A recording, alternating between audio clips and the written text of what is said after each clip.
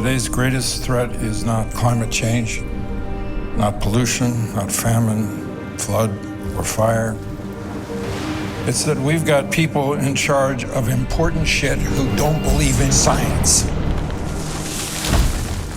So what are we at Conservation International going to do? We're working to change the conversation around nature. We're focusing on jobs and livelihoods and security. It's not about animals and trees and icebergs. It's about the ability of a community to survive. It's about your child, what you're putting in your body, your future. We'll help equip communities and businesses to lead. Show them it's in their own self-interest to protect nature. We'll give people the tools they need to change their world. There is a new generation of leaders. I have a thought for them. Go for it. All in. Stick with it. If we don't stop the destruction of nature, nothing else will matter.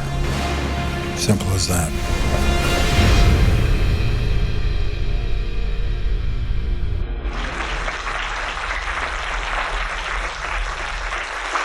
Okay, our first guest is Dr. M. Sanjayan, who's an environmental scientist specializing in the role of conservation and saving people and nature. He serves as Conservation International's Chief Executive Officer. Our other guest is Harrison Ford, who serves as Vice Chairman of the Board of Conservation International. He is strongly committed to environmental concerns and has served on the board of Conservation International for decades. Please join me in welcoming our special guests.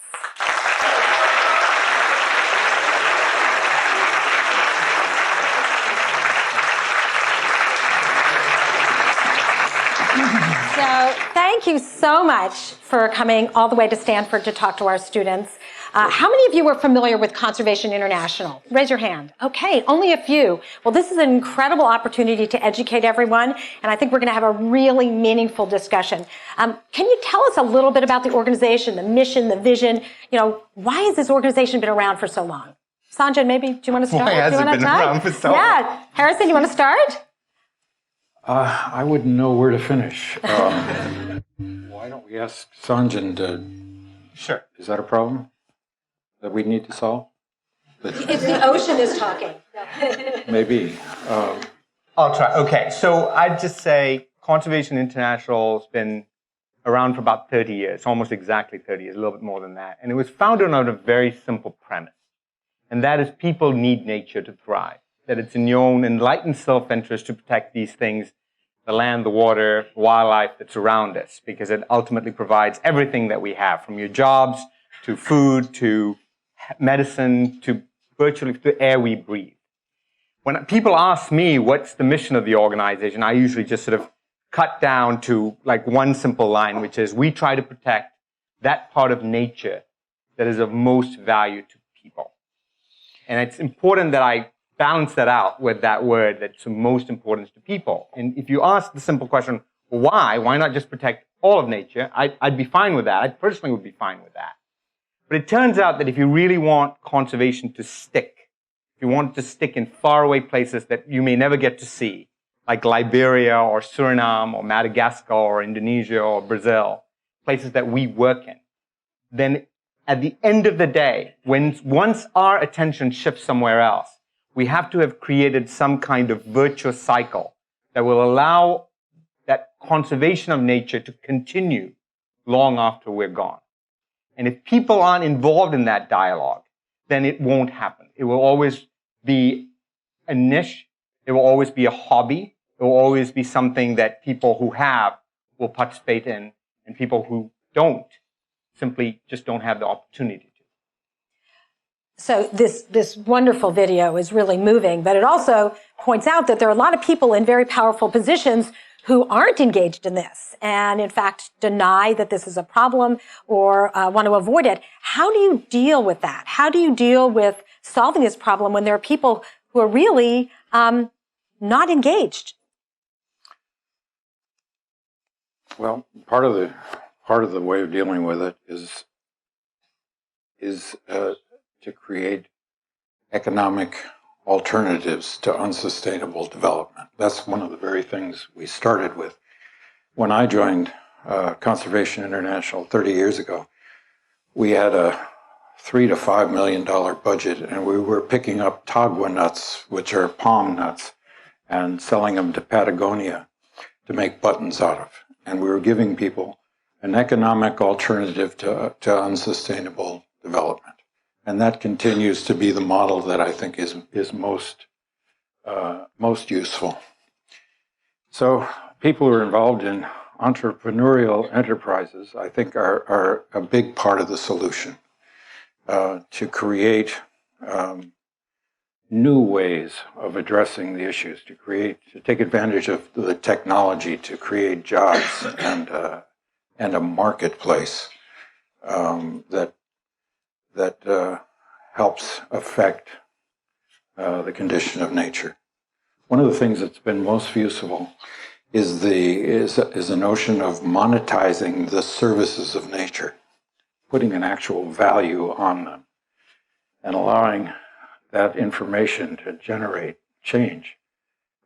We can't provide for ourselves. We don't have the technology, we don't have the capital to provide for ourselves what nature provides to us in its healthy state.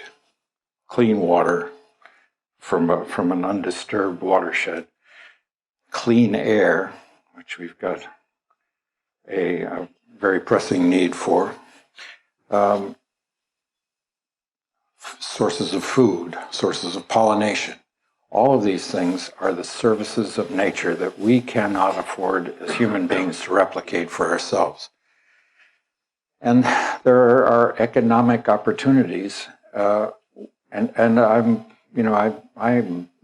delighted when I see the amount of.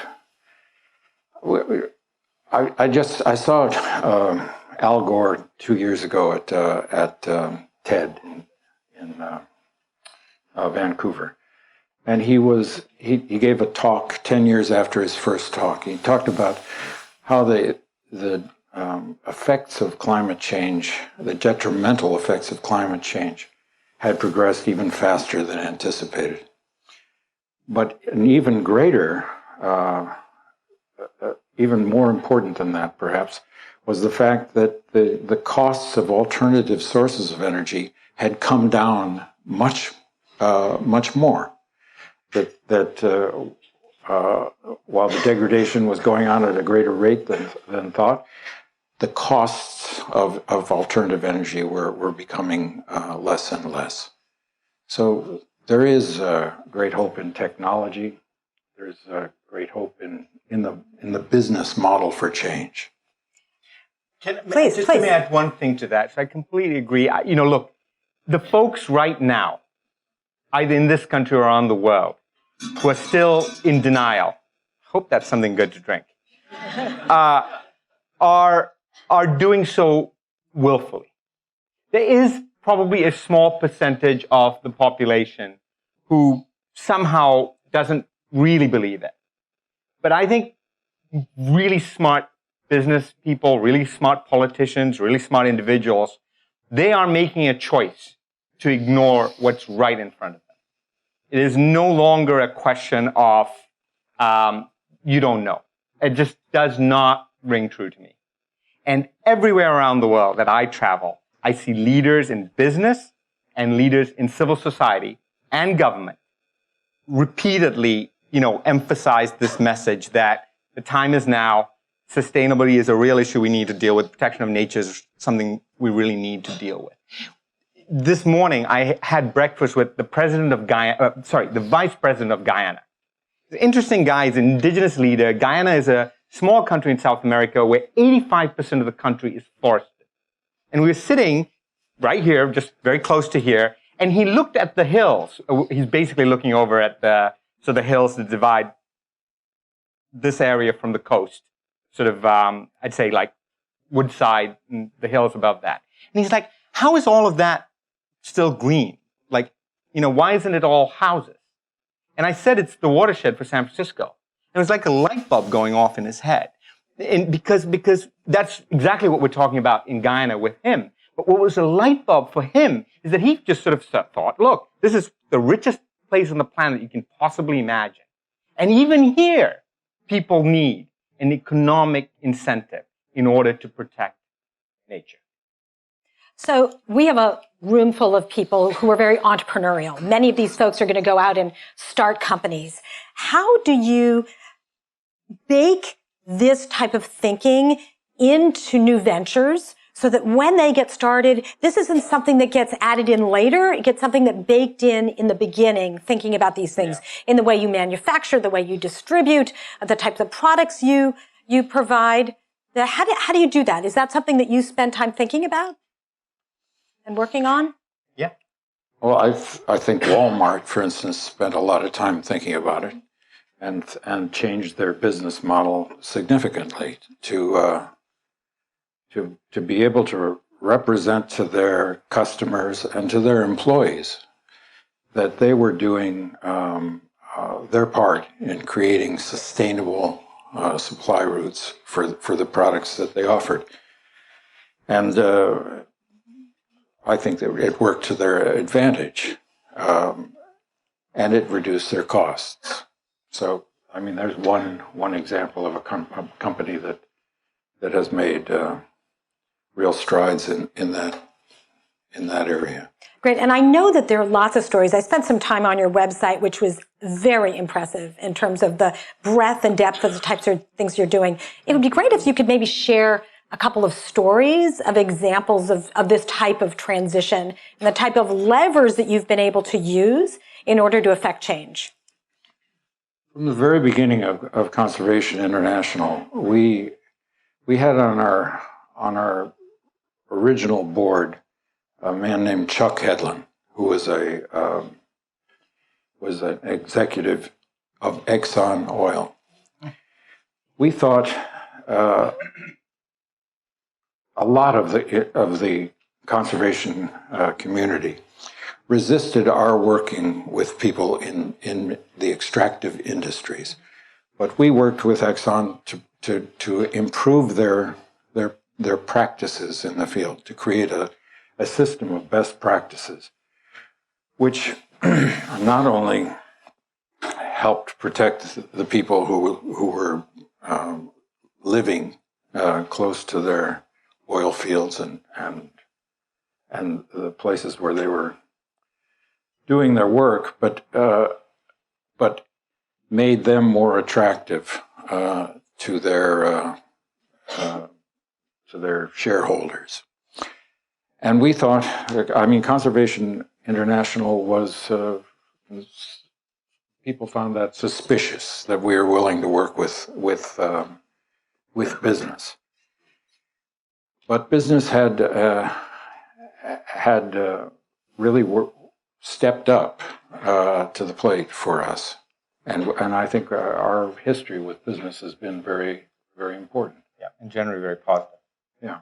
So having worked at Conservation International, been involved for so long, have you seen some significant shifts in the way the organization is looking at change and the types of opportunities? Has there been some insight that has led to different types of programs? Well, we started out talking about biodiversity and migration pathways for animals, and really, our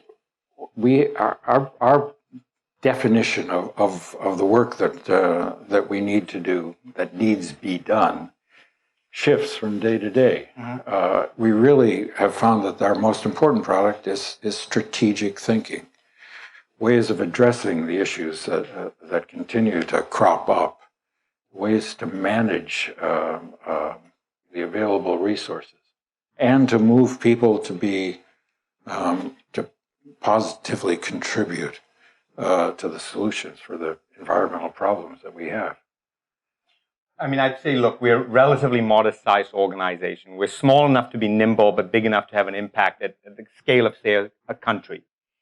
And if you're in that space, you want to be either the first or you want to be the last. There's value to being both, right, in terms of the cost of entry and the impact you can have. a couple of things just in reflection on sort of the questions you asked about entrepreneurship and how the business. When we started, and I've only been at CI for 3 years, and I've been the CEO for all of 7 months, and that's a day-by-day enterprise, so we'll see how that goes. But I'll say that I've been in conservation for a long time, and the one thing I've noticed with businesses is, businesses are doing it because it really is in their own interest now. Sustainability equals availability. Companies are no longer doing it because of, CSR reasons, right? You're not doing it simply to be a good player or a good actor. It's well beyond that right now. So when we started with Starbucks, a company that if you go into Starbucks, pick up a bag of coffee, look in the back, you'll see our logo on it. That's a hard thing to do, get your logo onto something like so branded like Starbucks, right? It happened over a period of almost 20 years. When we started, they had like 5% of their coffee chain in a sustainable supply. Today, it's essentially 100%. So every drop of coffee that you buy at Starbucks basically comes from a farm. We're talking 350,000 farmers in dozens of countries around the world, where you cannot cut a tree down in order to grow coffee. You have to send your kid to school if you're going to sell coffee to Starbucks. And then a variety of other metrics, including pesticide use, water use, et cetera, et cetera. Now, Starbucks is doing it partly to be a good social citizen, but they're doing it also because genuinely there's fundamental issues about land that is available for coffee growing in an era of climate change, in a era of dramatic change. So it really is in their own interest to be ahead of this. And I think Walmart and all the other companies are doing that as well. When CI gets involved in a project, for the most part, we're hopefully trying to be a little disruptive. We're kind of coming at something and starting to ask the question, like, how can we think about this project in an entirely different way and sort of step back and see if there's something fundamental we can shake that can just tip the whole thing over. There's not a lot of value in being, a player that's just going to do something that everyone else is doing, at least for our organization and the scale that we work in. So what kind of levers do you view that you have when you go into these organizations or these whole systems? Sure. Where are the places where you go, okay, if I push this button, something big is going to happen? Sure. So can I give you one story? So this is one of my favorite stories about really an innovative project that someone at CI did. So there's a woman named Sarah Frazee. She works in our South Africa office. She's worked in this program for like 15 years. We're really trying to figure out something. A lot of Southern Africa, we're talking about Namibia, Botswana, South Africa, countries like that, are heavily fenced. And the fences have been put in sort of during colonialism and then after that. And it divides land that you have cattle in and places that you have wildlife in. And the reason for that is they want to keep cattle away from wildlife because of transmission of certain diseases, like foot and mouth disease. Foot and mouth disease won't harm you or the meat you eat, but it could impact dairy production. So they want to keep them apart. Now, what started off as a kind of a good idea of growing a local cattle industry really had very perverse incentives. Because what happened in South Africa, for example, is that the people who ended up with the land that is disease-free tended to be either white or privileged or somehow politically connected. And the people who ended up with all that wildlife land to have cattle on tended to be mostly black, mostly indigenous, mostly communities. So they have lots and lots of cattle, but absolutely no market for it. Just to put this in perspective, in a country like Botswana, you have 300,000 people employed in the cattle industry. 300,000 out of a population of 2 million. Of that, only 700 out of 300,000 have access to market. So this is a major problem. So how do you change it? You can't talk to community about grazing better or being more wildlife friendly. A chief told me in South Africa, right outside Kruger National Park, the premier wildlife destination in all of Africa, said to me, I will care about your rhinos when you care about my cattle. So the traditional model has been trying to take these cows and doing some sort of quarantine. Doesn't work for lots of reasons I can tell you later. So what our person did eventually is hit upon a pretty brilliant idea. She created a mobile butcher shop, a mobile abattoir. So instead of moving the cattle to market, she just brought the market to the cows. So she built the machine. She built the whole thing. It's like state of the art. We have the intellectual property on it. She also created an online auctioning system. So long story short, if you go to Kruger National Park right now, you can go and stay at $2,000 a night lodges owned by people like Richard Branson. There's a fence. Right outside the fence is the poorest black community in all of Southern Africa. Right there, right next to this $2,000 a night fence. those community members, for the first time ever, this summer were able to sell their cows into the park for those lodges that you stay in.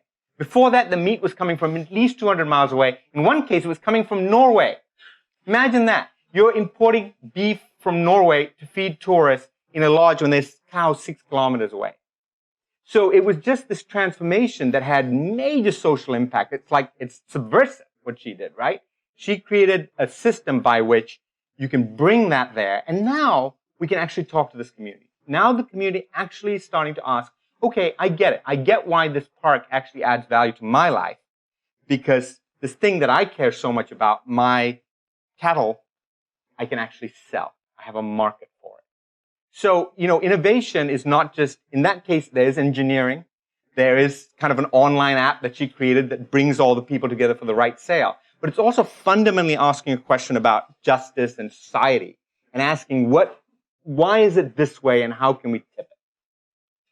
What an interesting story. Thank you. And she's an amazing person at some point. I'm sure that there are so many stories like that. Yeah. In a few minutes, I'm going to open it up to questions, and we'll sort of go back and forth with questions from the audience and also questions from me. So start thinking about your burning questions here. That was an interesting story, and I wonder how you measure success. Okay, because success in the short run and the long run are really interesting things. In an organization such as Conservation International, I'm sure you have some metrics that you've got some dashboard there you're looking at and saying, how are we doing against our goals? Never well enough. So there continues to be a struggle to perfect the models that we have, but metrics are very important, and they need to be transparent as well. And that was a very important part of how we organized our work. Right. And a lot of the work that's done through CI is we pass through funds which we are able to get from governments, from international institutions, to people who have a model of change, but we are very concerned with the metrics of measuring the effect of those things, and that's why when I talk about the strategy of this organization, that's a central focus for me. Absolutely. There's a beautiful quote on the wall somewhere, on the floor around here about, the question that you ask nature, and the answer that nature gives back is sort of, measurement is sort of the answer that nature gives back. You can't ask the question if you don't have the right measure set up for it. It's a massive challenge for every conservation organization. It's easy in some ways to say, I'm saving this species or this place. The minute you get beyond that and you talk about a whole river system or a whole landscape or a seascape, it becomes really complicated.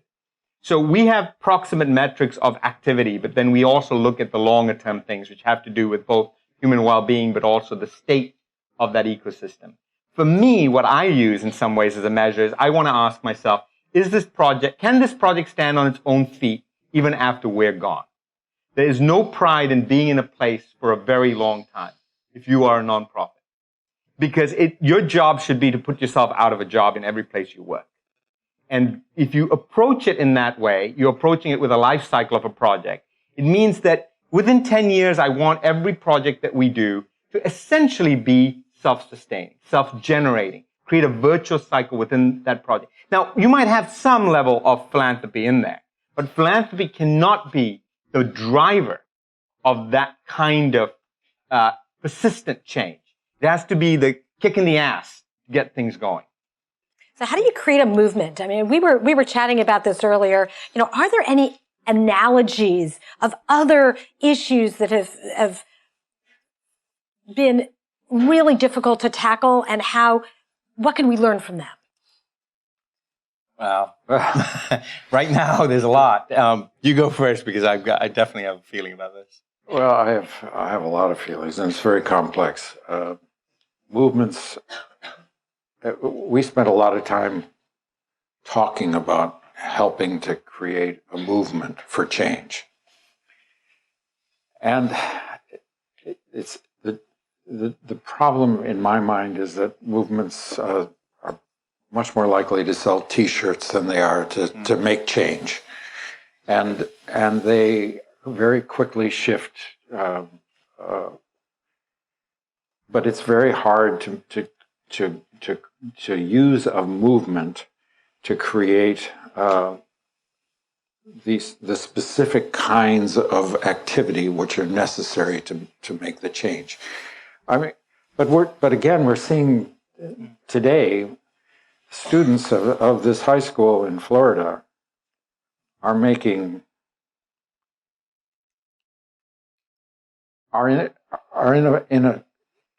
in a position because of the feeling that is part of their dilemma, part of what they're talking about. It's so strong emotionally that it cuts across a lot of resistance. And I'm seeing what I think is a moment where we may begin to address the issue of gun violence because of the passion and the immediacy of their access to the means of communication and the way we feel when we see these things. I'm very hopeful about that. So do we have to have situations like that with regard to the environment to stimulate a movement? Does it have to be a crisis?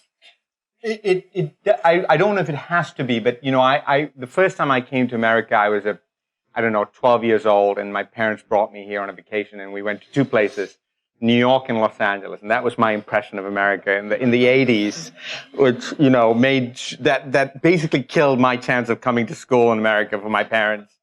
But I distinctly remember landing in Los Angeles and not being able to see like any of the buildings because of the pollution in the air. It was extraordinary. And now you fly in on a routine basis, and it's completely different. And if you fly to go into China, this year I was just in Beijing like a month ago. It had unusual air quality in terms of good air quality. You could actually see the buildings across the road and things like that because they've done a pretty intense campaign to get rid of coal-fired sort of heating plants in their houses. I think if there's something immediate like that, citizens in Delhi, citizens in Beijing are demanding change in terms of air quality. And I think it'll happen faster than we predict, like it did in Los Angeles, when something like that just seemed like just the way it was always going to be. But I think for some of the other change that we talk about, what's happening to the acidification of the oceans or even climate change and sort of that, it's harder. I agree. It is a bit harder. I think you need some empathy, and I think you need people to be able to see a pathway to make that change real in their lives, right? Because I think despair alone won't get you there. You have to have some level of shock or despair coupled with the ability to actually do something about it. I think also, I'm reminded of a situation when I was trying to get my parents to recycle years and years ago. Right. And they thought it was very quaint that I was recycling, newspapers. We had newspapers in those days. And until the dump in their town got filled up and they were getting charged lots of extra money for having another garbage can. And guess what they started doing? Recycling. So that once they had a financial incentive. So I think, there are people who are motivated for very different things. So do you think about those different levels? Some people are going to be motivated by empathy and the long-term vision, and those people who really just have to hit their pocketbook. Yeah, no, for sure. Look, I protect nature because I just love it. I still hang on to a little place in Montana because I like going for a walk in the woods, knowing that there's something bigger than me that could jump out of the forest and bite my head off. And it kind of works for me. It just puts a little bit of, interest in all our lives. But that proposition, save the forest because it might kill you, it's just clearly not going to work for the majority of the planet. So, I think you need to meet folks where they are, and you have to make whatever the cause that you think is so important. How is it that Harrison and myself and our board and some of my friends who are in this audience are dedicating, in my case and in many of our cases, a huge part of our lives to this because we think it's so important. And yet, so many people we see feel like or seem like they're walking around the world with blinders on, right? And that strikes me. It scares me. And I think it's part of it has to do with making it reasonable and interesting and important to their life in something that matters to them, not in terms of what matters to me. I think the big challenge with the environment movement, to be honest, is we've always been screaming the message about why it's important to whoever's screaming that message, as opposed to meeting folks where they're at. Great. So, who gets the first question? Back there. Will you stand up and speak really loud?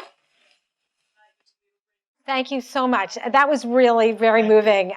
So for those people who might be listening on the podcast and didn't hear, she's from Costa Rica and was talking about the impact that Conservation International has had very specifically on the country. Thank you so much. It's not a plant, I promise. Yeah.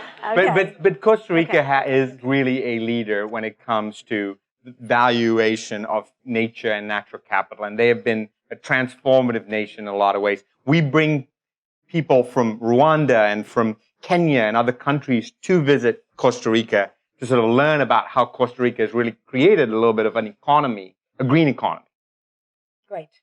Did someone else have a question? Great. Over here. Please stand up. So I'm going to repeat the question. The question is, how do you implement these programs with cultural sensitivity, because you're going to places of the world that are quite different than where you may come from? Well, first of all, we have staff in those countries. We don't impose ourselves on these countries. We have people, scientists, people who work in that country. We have indigenous people who have protected their part of nature working with us. And we're very sensitive to local cultures and the importance of engaging people in an appropriate way.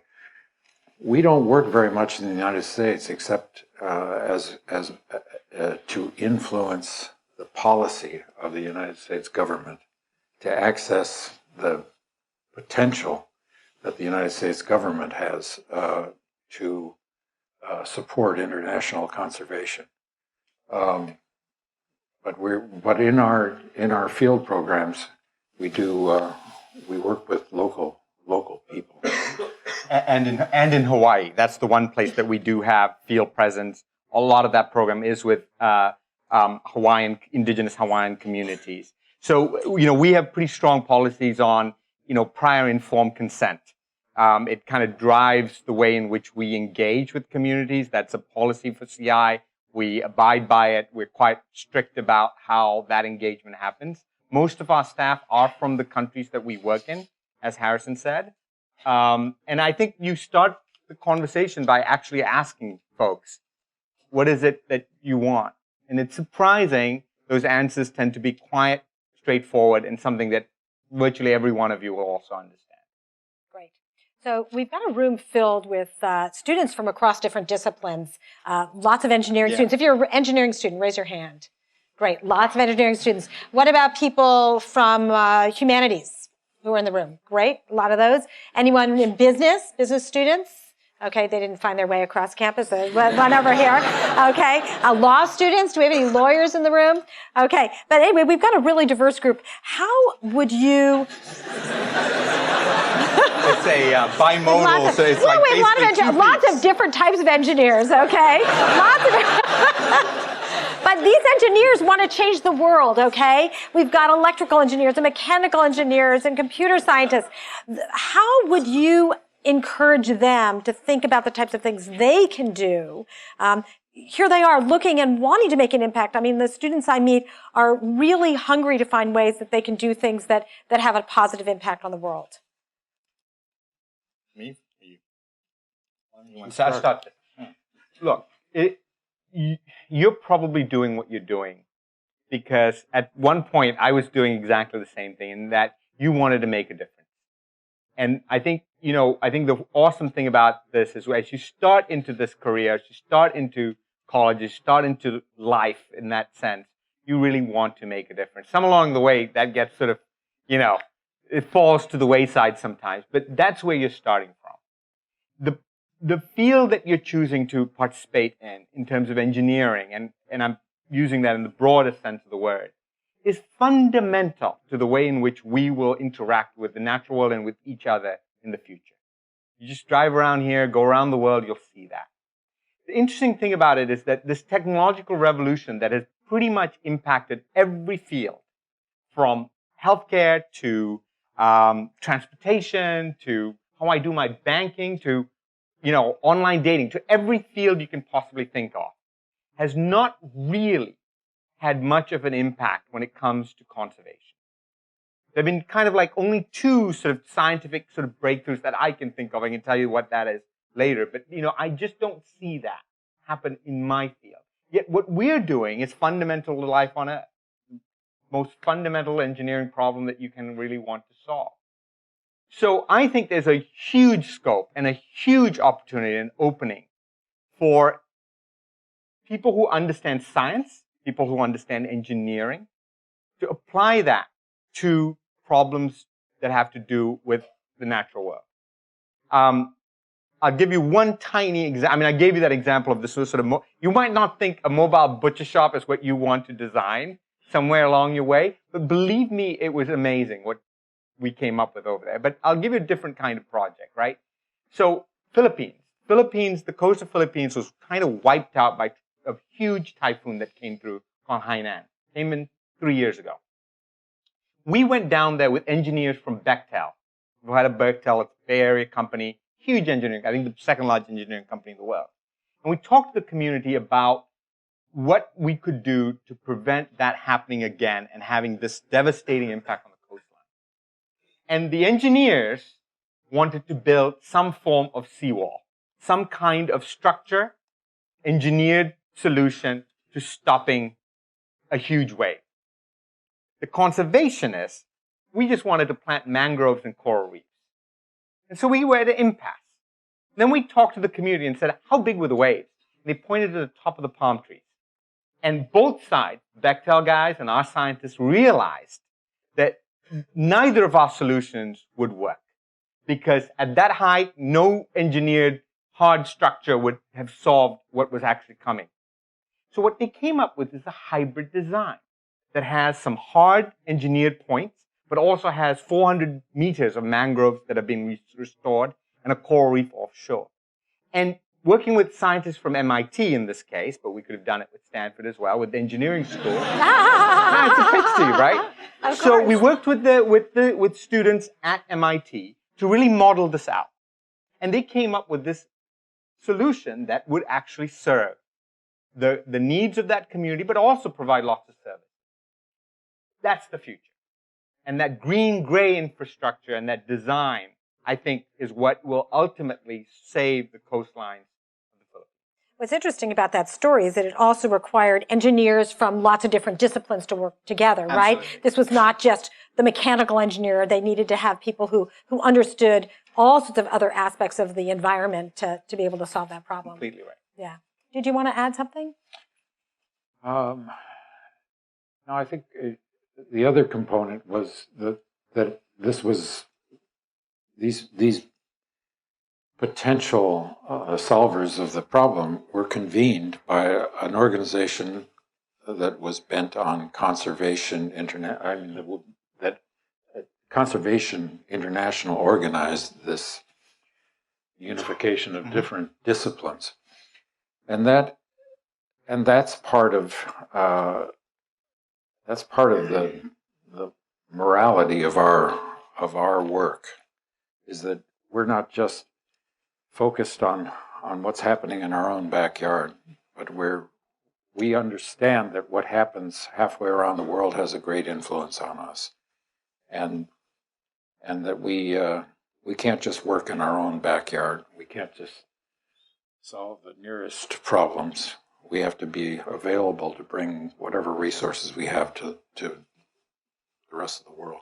What's also interesting is that you work so closely with so many other organizations, right? It sounds as though you are supporting other people who have problems that they've identified and solutions that they want to implement. What are the sizes of those other organizations? Are these lots of small grassroots organizations that come to you and say, hey, can you give me a few $1,000s?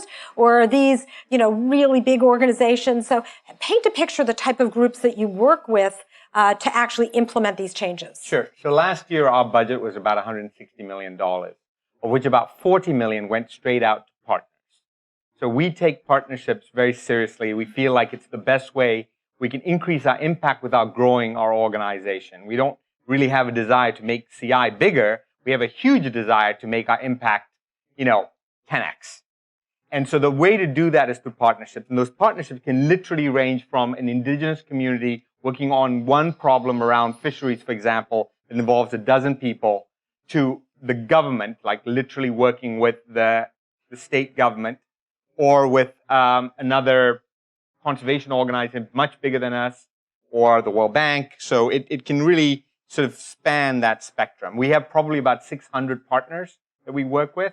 Day after tomorrow, Harrison and I and a few others will sign a big partnership agreement with NASA on some tools that we're creating about predictive tools that will help us map out degradation of land around the world at a 250-meter resolution, which is pretty good to get global coverage on. So the partnerships can range, and the great thing about and it's fun because one day you're literally talking to one community in one village, and the next day you're engaging with, a university or a Beijing Academy of Sciences or a national government. We found that the best solutions are replicable. They can be tested in one place and refined in one place, but then they can be replicated in other areas where the problem is the same. So that's interesting. Will the same group replicate it, or do you say, okay, let's write up a little case study and then have another group take it to their region? I think what I'm talking about is refining the process, understanding the elements that lead to the problem, and finding ways to a solution and replicating that in another place. And I'd admit that we're not that great at writing those things up. So, in some ways we are a secret that doesn't need to be a secret. We've done well with some things, but I think the sort of the need to solve the next thing doesn't allow us often the time and the opportunity, which is really important, to reflect on it and be able to, case study it in a way that can spread. Great. Look, I think this question of externality is a big one. And in some cases, we are able to do that. I'm not using pollution specifically, but in things like the use of water or what happens to the product after someone buys it. Right? Some time ago, we got convinced by companies that, the disposability of something, whatever we buy, is our responsibility and not theirs. You know that? Have you guys seen that famous crying Indian commercial that you always see on Earth Day? Have you watched this? This is like embedded in people, I think, in our generation. Go watch this. It's like it was like this commercial that it's basically a Native American who actually turns out to be I don't think he was actually Native American. I think he was like an Italian actor. But he's going down this river and he sees pollution and he starts crying. And it convinced a lot of America to pick up litter, right? It was the big first anti-littering movement. And to be honest, litter is pretty low in this country compared to lots of other parts of the world. That often plays like on Earth Day. That was paid for. Again, the bottle. That was actually, I actually know who's doing this. That was paid for by the American beverage industry. And it was very clever. They did it because I think they wanted to shift the onus of responsibility from people who are selling it to the people who are buying it. So they got all of us suckers to say, this is our problem. We got to deal with it. Interesting. So you just started at Conservation International not too long ago and have took the helm only a few months ago. You've been there 30 years. Let's flash forward 20 years. What's the organization going to look like? What are the metrics you've hit? What does success look like 20 years down the line? Well, 20 years down the line, I'll no longer be involved with this organization. But there's a good chance that Sanjayan might, so I'll let you answer that question.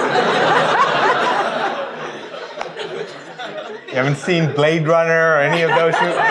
You might be involved. No, okay, all right. 20 years from now, look, I hope that more of you are engaged with us. I hope that we have turned the tide on this deafening that we hear sometimes from leaders in terms of just not wanting to either believe the data or believe the science. And we've sort of got beyond that point. I truly believe that we'll be in a place where, incentives, technology, incentives, and valuation of nature will be built into the way we do our work.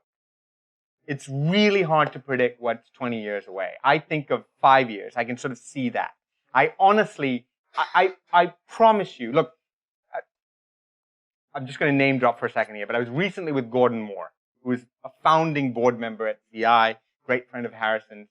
And Gordon, I asked him, did you ever see all of this stuff that we can do with the chip? And he said, no, we didn't. When the furthest we got was my son and I would walk around the house and we'd point to things where we thought a chip could go in. We'd be like, the toaster, we could put a chip in there.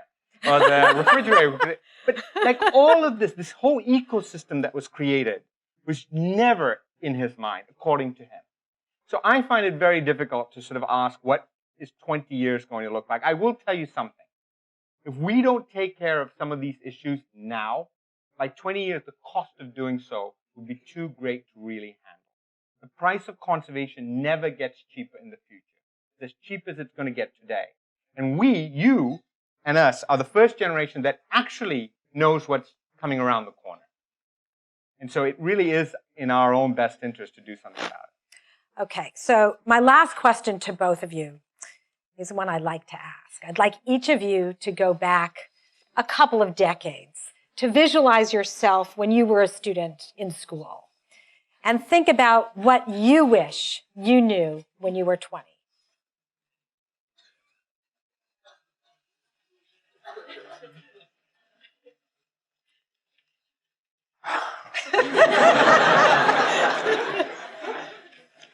I was a desperately poor student.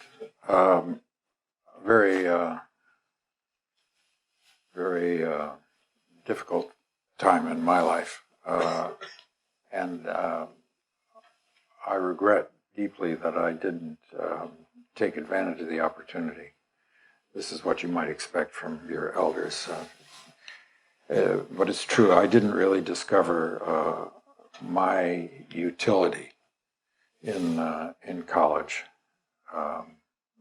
Towards the end of my college years, I began to understand that I had what moved me might be potentially useful to me. I found a community in storytelling, and that's what eventually became my life's work. So that's a pretty short story. When I was 20, I was trying to convince my parents, or fool them, into thinking that I was in med school. When I had really no intention of going that route. I grew up in West Africa, and my parents encouraged my hobby, which was a love for nature and being outdoors and following things around. But they always saw it as a hobby. We'd get, David Attenborough's original Life on Earth series on VHS tapes, and I'd watch that whole thing, and I would, kind of say, I want to do that. And they'd say, quite literally, that's for white people. In my language, but that's what they would say. And they were fine encouraging it as a hobby. And around the age of 20, I started realizing that there might be something that I could do productively to follow this passion that I was sort of developing and kind of go into it all in. So it was a really interesting time where I was literally taking classes just to send those grades in and then just go do something else. What I would do differently if I could go back and do it again, I'd pay a lot more attention to college. Guarantee you that, right? Like, it's just amazing how little, like, I actually got out of, like, 20-something years of education. I could do that today in, like, a year. Like, all of that you could actually do. Like, I can't understand what I spend all my time doing, right? It's amazing. So, but here's some things I would have done a little differently. Communications. So, like kind of Harrison said, obviously he went about that in a very different and profound way. Being able to tell a story is a really important thing for an entrepreneur to have. And if you see some of the people, particularly around here, who've made these amazing changes and have convinced you that you could do something that no one else could, it's through that power of communication. I would have taken it more formally. I learned it just accidentally. That would have been something I would have done more. I would have probably gone harder into statistics, because understanding it helps you understand the world in a very unique way. And then I probably would have, well, those are the two things. I would really lean in heavy on the stat side. I would lean in very heavily on the comm side. Writing or speaking or whatever you take. Don't underestimate how powerful that is, even, maybe especially for engineers. Well, thank you so much for sharing your stories with us. This was really powerful.